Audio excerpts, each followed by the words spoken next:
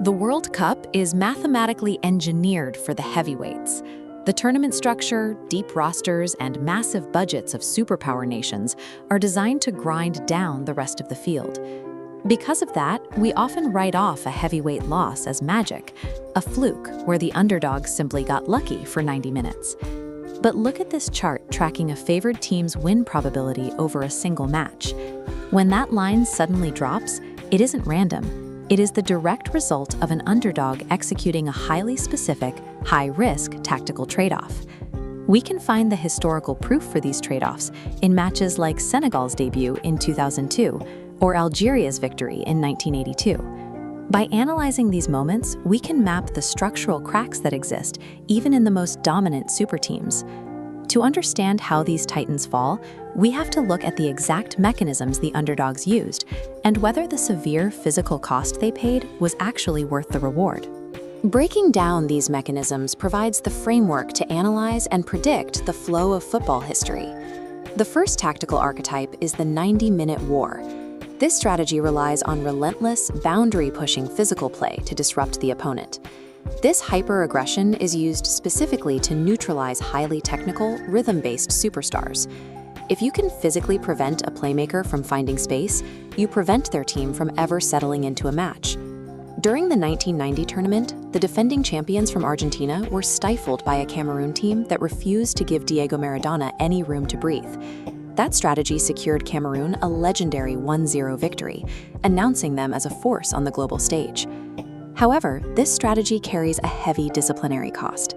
To maintain that level of disruption, Cameroon had to sacrifice players, eventually finishing the match with only 9 men on the field. This disciplinary toll creates a long-term problem for an underdog to maintain their performance in subsequent knockout rounds. The second mechanism is used by the grinders. These are teams that voluntarily abandon offensive possession, packing their defense to force the game into deep extra time. The goal is to shift the pressure of expectations onto the favorite. As the clock ticks down, the heavyweight team often begins to panic, leading to rushed decisions and defensive gaps. You can see that psychological strain in the 2002 match between South Korea and Italy. Despite Italy's superior squad, South Korea refused to break, and the frustration in the blue jerseys became visible. That attrition forced the game into extra time, where South Korea eventually found a golden goal to complete the upset. We saw a modern parallel in 2022. Brazil broke the deadlock in extra time, but Croatia's relentless fightback led to an equalizer and a win in the penalty shootout, triggering an emotional collapse for the tournament favorites. The systemic trade-off here is physical exhaustion. Taking a superior team into deep extra time requires a level of effort that few squads can sustain. With only a few days of rest between matches, this level of exhaustion often correlates with a lower win probability in the very next round. Modern underdogs have developed a third archetype, the rulebook exploiters. They use hyper-compressed high defensive lines to bait attackers into offside positions. This strategy relies on the mechanical precision of VAR. By stepping up at the last second, the defense uses the video review process to invalidate the favorite's pace and any immediate goals they score. In 2022, Saudi Arabia used this high line against Argentina.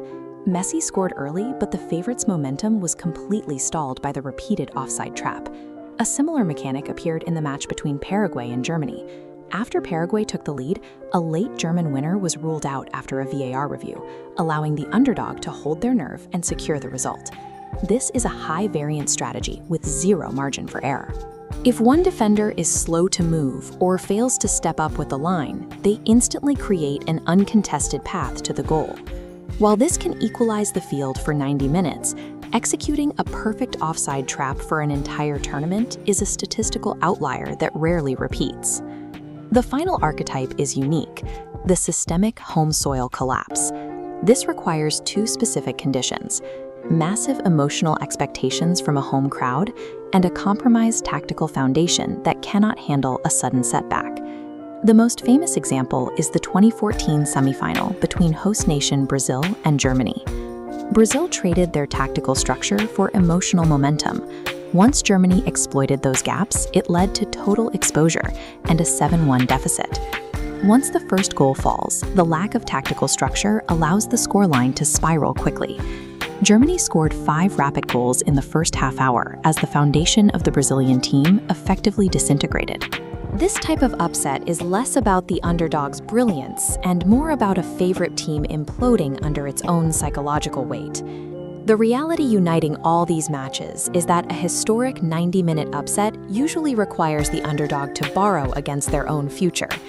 The payoff is global recognition and a history-making moment, such as Morocco becoming the first African nation to reach a World Cup semifinal in 2022. But the trade-off is that the extreme physical and tactical costs almost guarantee the underdog will not win the entire tournament.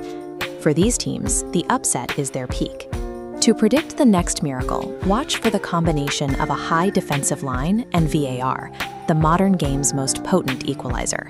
For favorites, beware teams relying purely on emotion. Instead, look for underdogs capable of pushing a match to the physical brink. Recognizing these patterns transforms these seemingly random matches into case studies in risk management. By understanding the anatomy of these matches, we can see the World Cup not as a beam of chance, but as a ruthless calculation of risk and reward. What do you want to see next? Let me know in the comments.